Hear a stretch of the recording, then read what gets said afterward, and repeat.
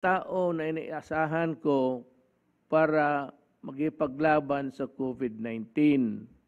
Kagaya ni Secretary Valdez, kagaya ni Secretary Duque, may halos araw-araw may dumadating na mga bakuna, either donated or bought or went to our hands through other means.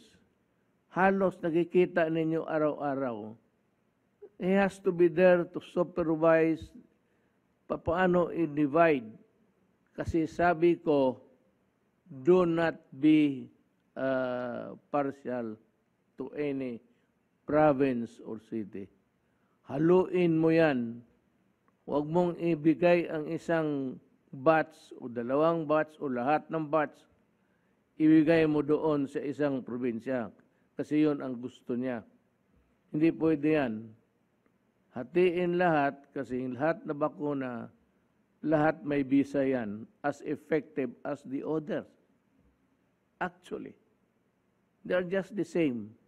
It's a matter of perception that one is higher in efficacy.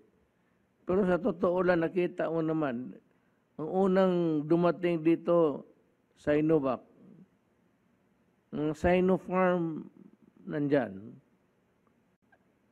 okay naman.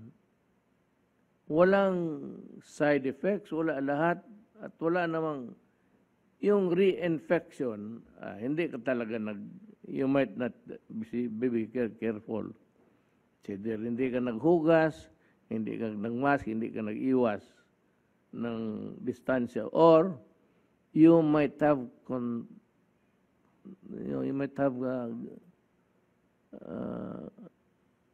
you got contaminated by yung kasama mo sa bahay.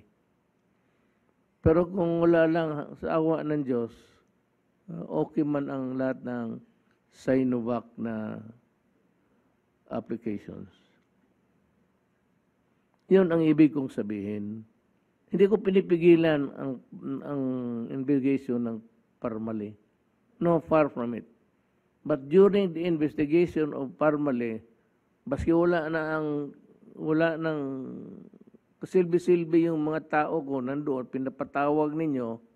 At the last time I saw, I think it was Secretary Duque, and he stayed there when you started the investigation for the day and until you ended it.